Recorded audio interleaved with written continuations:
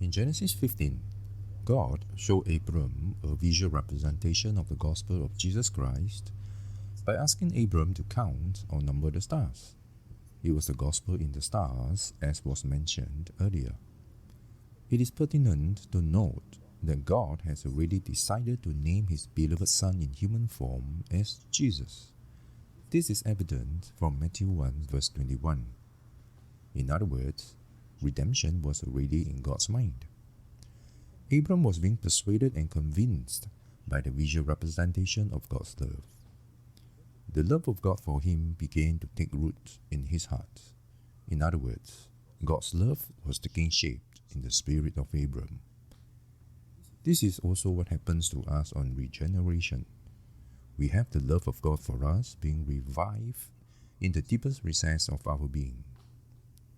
It is recorded in Genesis 15:6 that Abram believed in the Lord Yahweh, Jesus, and God accounted it to Abram for righteousness.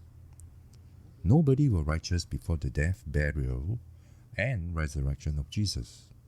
The word accounted in Genesis 15 verse 6 refers to a forecast, a pointing forward to a future event.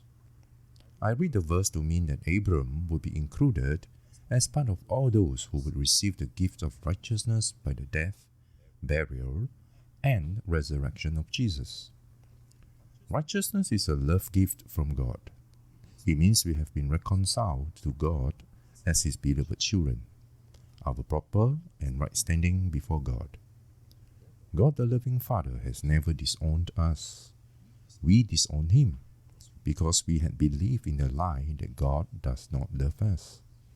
However, the moment we see God's love for us that is in Jesus Christ and him crucified, we shall know the truth, and the lie of the devil is debunked. Abram trusted in the future resurrection of Jesus to make him righteous, to reconcile him to God as his beloved child. The depth of Abram's love for Isaac was but a mere fraction of God's love for Abram, vis-a-vis you and I. Abram's willingness to sacrifice Isaac pointed to how willing God was to sacrifice Jesus, as well as Jesus' own willingness and joy to lay down his life for us. He pointed forward to 2 Corinthians 5 verse 21. Hence, Abram was the first to believe in the resurrection of Jesus Christ. For this reason, he is called the father of all who believe in the gospel of Jesus. As stated in Galatians 3 verse 9, we are blessed along with Abram in that same faith.